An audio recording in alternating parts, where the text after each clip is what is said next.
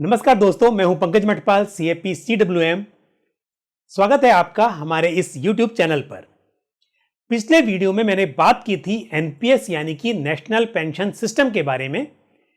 NPS में कैसे invest करते हैं, कौन इन्वेस्ट कर सकता है, कितना मिनिमम इन्वेस्ट करना होता है, किस तरह से पेंशन मिलती है, इन सभी बातों पर उस वीडियो में मैंने चर्चा की थी।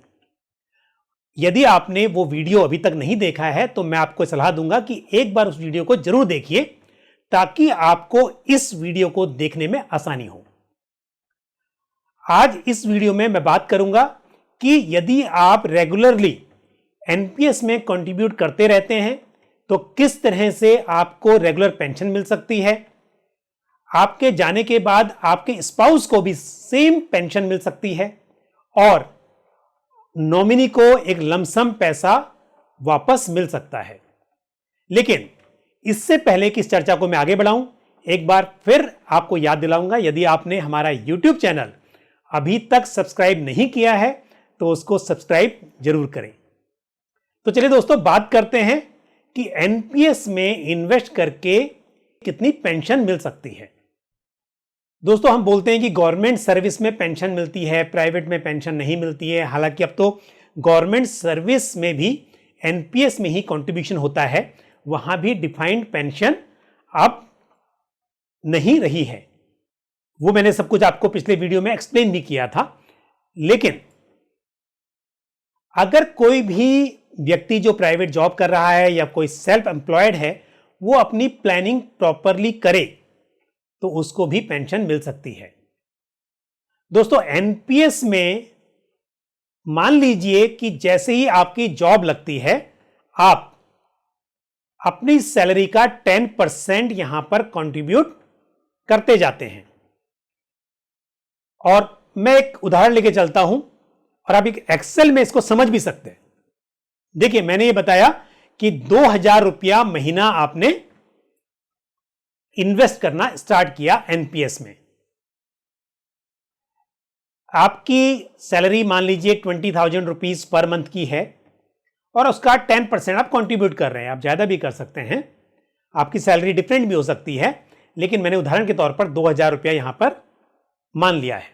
तो 2000 रुपया महीना आप स्टार्ट करते हैं इन्वेस्ट करना, और क्योंकि आप 25 साल की उम्र से इन्वेस्ट करना स्टार्ट कर रहे हैं, 60 इयर्स की जनरली एक रिटायरमेंट एज होती है, तो आपके पास 35 इयर्स यानी कि 420 मंथ्स हैं।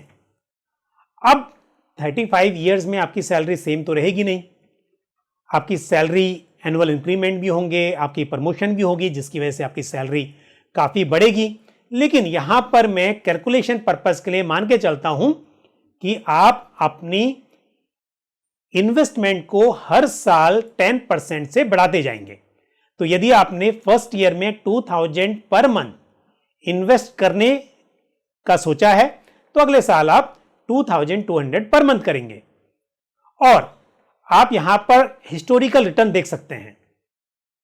ये जो भी पेंशन फंड मैनेजर्स हैं, इनके पास रिटर्न्स यानी कि इक्विटी, बॉन्ड्स, गवर्नमेंट सिक्योरिटीज और ऑल्टरनेटिव इन्वेस्टमेंट, इन सभी एसेट क्लास में जो पास्ट परफॉर्मेंस है उसको ध्यान में रखते हुए, और ये मानकर मैं चल रहा हूं कि आप डिफरेंट एसेट क्लास में कंट्रीब्यूट करेंगे। इस हिसाब से अगर मैं एक एवरेज 10% पर एनम का रिटर्न लेके चलता हूं और आप 2000 रुपया महीना इन्वेस्ट कर रहे हैं और आप 10% से अपने इन्वेस्टमेंट को हर साल बढ़ा रहे हैं, तो 60 इयर्स की एज होने पर आपके पास करीब करीब 2,26 लाख रुपीस इकट्ठा हो जाएंगे। दोस्तों, जिस तरह से इंश्योरेंस कंपनी आपको एक पेंशन प्लान सेल करती है और कहती है कि इस पेंशन प्लान में आपको लाइफ लॉन्ग पेंशन मिलेगी, आपके जाने के बाद में आपको स्पाउस को पेंशन मिलेगी और उसके बाद नॉमिनी को एक लमसम पैसा मिलेगा, उसी तर्ज पर मैं आपको इस NPS से भी समझाता हूं कि किस तरह से आपको पेंशन मिलेगी।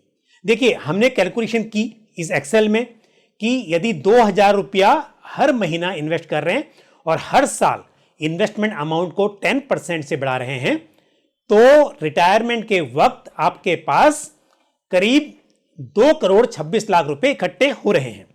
इस 2,26,00,000 पर यदि आप लमसम में पैसा नहीं लेते हैं, हालांकि आपके पास चॉइस है कि 60% आप लमसम विड्रॉ कर सकते हैं, लेकिन जिस तरह से मैंने बोला कि इंश्योरेंस कंपनीज आपको पेंशन प्लान बेचती हैं, और दूसरी बात क्योंकि आपका मकसद यहां पर पेंशन पाना है, तो ऑब्वियसली यदि आप लमसम में पैसा विड्रॉ करेंगे तो आपकी पेंशन कम हो जाएगी। तो कैलकुलेशन पर्पस के लिए मान के चलता हूं कि आप लमसम विड्रॉ नहीं कर रहे हैं। अब जैसा कि आप यहां पर देख सकते हैं, आपके पास एन्युटी सर्विस प्रोवाइडर्स के काफी ऑप्शंस हैं। इनमें से एक ऑप्शन LIC भी है। LIC के पास आज की डेट में एक जीवन शांति एन्युटी प्लान है जिसमें इस पैसे को ट्रांसफर किया जा सकता है। जिस वक्त आप ये ऑप्शन एक्सरसाइज करेंगे उस वक्त मुझे नहीं पता कि जीवन शांति प्लान रहेगा या नहीं रहेगा, या फिर किस तरह के उस वक्त रेट्स होंगे, लेकिन अगर हम एग्जाम्पल के तौर पर मान के चलें कि आप इस पूरे पैसे को LIC के जीवन शांति प्लान में इन्वेस्ट कर देते हैं।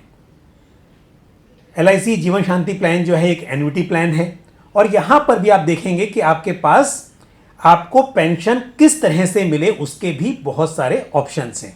ये ऑप्शन आपको बाकी दूसरे जो एन्युटी सर्विस प्रोवाइडर्स हैं उनके पास भी मिलेंगे। तो यहां पर जो बहुत सारे ऑप्शंस हैं वहां मैं ये ऑप्शन जे सिलेक्ट कर रहा हूं। ऑप्शन जे में आपको लाइफ लॉन्ग पेंशन मिलती रहेगी। आपके जाने के बाद वो सेम पेंशन आपके स्पाउस को मिलेगी या जो भी सेकंड अकाउंट होल्डर है उनको मिलेगी, और उसके बाद जो पूरा परचेज प्राइस है, यानी कि जो पैसा आपने NPS के थ्रू एक्यूमुलेट किया था उस पैसे को आपने इस एन्युटी प्लान में इन्वेस्ट कर दिया, तो उसको हम परचेज प्राइस कहते हैं।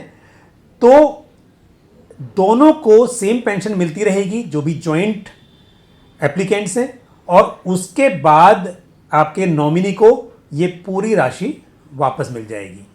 तो अगर हम कैलकुलेट करें कि ये जो पूरा पैसा आपका NPS में एक्यूमुलेट हुआ था करीब 2,26,00,000, इसको आपने LIC के जीवन शांति प्लान में इन्वेस्ट कर दिया, और आज की तारीख में जो LIC का एन्युटी रेट है उसके हिसाब से अगर मैं कैलकुलेट कर रहा हूं तो आपको लगभग 1,00,000 रुपये महीने की पेंशन मिल रही है। और जैसा मैंने पहले भी बताया, ये पेंशन आपको लाइफ लॉन्ग मिलती रहेगी, और उसके बाद आपके जाने के बाद में आपके स्पाउस को सेम पेंशन मिलेगी, और उसके बाद ये जो परचेज प्राइस है ये पूरा 2,26,00,000 आपके नॉमिनी को वापस मिल जाएगा। तो दोस्तों, पेंशन के लिए एक अच्छी प्लानिंग है। जो लोग हमेशा कहते हैं कि हम सेल्फ एम्प्लॉयड हैं, हमारी कोई पेंशन नहीं है, या हम प्राइवेट जॉब में हैं, हमारी कोई पेंशन नहीं है, यदि वे NPS के जरिए अपनी पेंशन प्लानिंग करें, रिटायरमेंट प्लानिंग करें, तो एक अच्छी खासी पेंशन मिल सकती है। तो आप जल्दी शुरुआत कीजिए। यदि आपने अभी तक शुरुआत नहीं की है और आपकी नौकरी लगे हुए कई साल हो गए हैं, तो डेफिनेटली आपकी इनकम भी अभी बढ़ गई होगी। आप थोड़े ज़्यादा पैसे से प्लानिंग कीजिए। मुझे उम्मीद है कि आपको जानकारी समझ में भी आई होगी और शायद अच्छी भी लगी होगी। तो दोस्तों, इस वीडियो को लाइक करना ना भूलें, क्योंकि आपके लाइक करने से मुझे मोटिवेशन मिलता है, और साथ ही अधिक से अधिक इसको आप शेयर भी करें ताकि और भी अधिक लोगों को इसके बारे में जानकारी मिले। और आपने यदि हमारा YouTube चैनल अभी तक सब्सक्राइब नहीं किया है तो उसको सब्सक्राइब करें, और साथ ही बेल आइकन को भी प्रेस करें।